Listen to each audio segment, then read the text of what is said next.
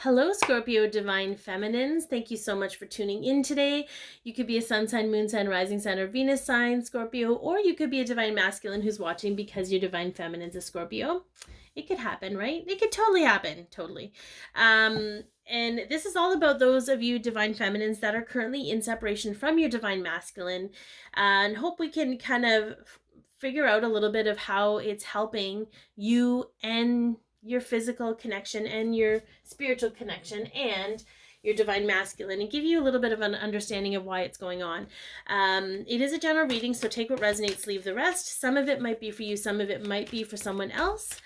And if you like Scorpio videos and Twin Flame videos, I highly recommend you hit the subscribe button with the bell so that you can be notified when I post new videos.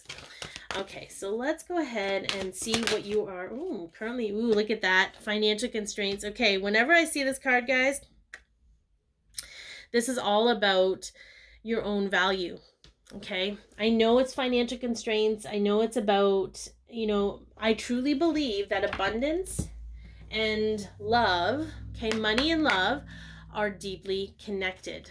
Okay, especially for those who are higher vibrational beings, which the Twin Flames and the Divine Feminines, the Divine Masculines are.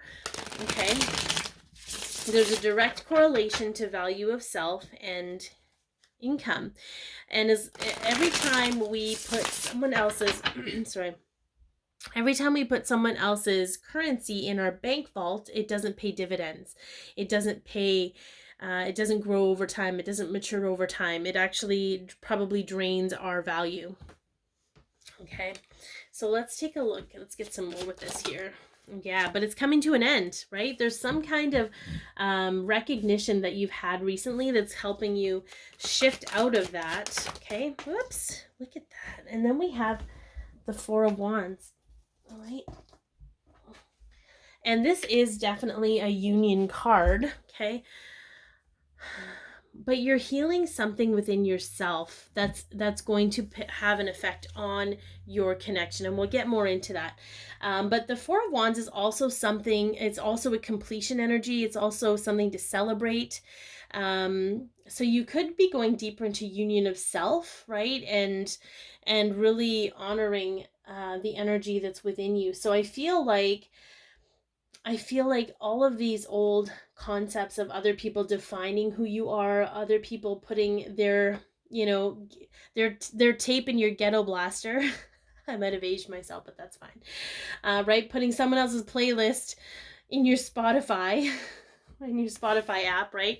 You're listening to somebody else's narrative, but you're not doing that anymore. There's something coming to an end with that, and it's moving you into not only closer to union with your person, but union with self, and that's something to truly celebrate. Okay. All right. How is it helping your connection? Okay, interesting. So we have strategy, but what they showed me while I was shuffling, and maybe it'll come out in a bit, but what they showed me while I was shuffling was, it's almost, have you ever seen where somebody's on like a radio, like a ham radio, or, sorry, my throat during this reading, wow, there's definitely some throat clearing that's happening right now. Whew. So truth being spoken, inner truth, communication with truth. That's a 3, so that makes sense. But it's almost like, when someone's on a ham radio, or you're on a radio station, and then you're driving on, like, say, the interstate or the highway, and you start picking up all these other frequencies, and it's disrupting the, original station you were listening to. I feel like that's how this is healing your connection. Those other narratives are disrupting your connection to source and to your, divine counterpart, to your Divine Masculine. We have the King of Cups, so we have emotional mastery here. And then we also have the Strength card. So lots of emotional mastery in regards to that. It's even when you're consciously, so this is interesting, because you wouldn't be here if you weren't looking or hearing someone else's narrative. Like, I'm the channel, I'm the conduit, yes, but it's sometimes even hearing what other people are trying to tell you about your connection that's interfering with your own connection, receptivity of the connection. But that's all through emotional mastery, right? When we have an emotional reaction to something, whether it be through trauma or whether it be through, how do I put this? Whether it be through trauma or experience, it tends to change the frequency that's coming in. Like, it tends to block it off or override the frequency. So I'm getting a few different ways with which you might feel disconnected from your connection, and that's what you're working on right now in separation. Okay, how does this benefit your physical union? Okay, look at that. We have all tied up. Okay, so you guys could be in a situation where you are all tied up. But it's, the change is coming. Yeah, we have the Knight of Swords. We have a truth bomb energy. Okay. And we have the King of Pentacles. So I feel like with the truth bomb energy, there's some kind of denial about physical union for you. And you're only in denial about it because of the narratives that are going around in your head, trying to doubt how you really feel about union and the possibilities of it. So knowing that there's some other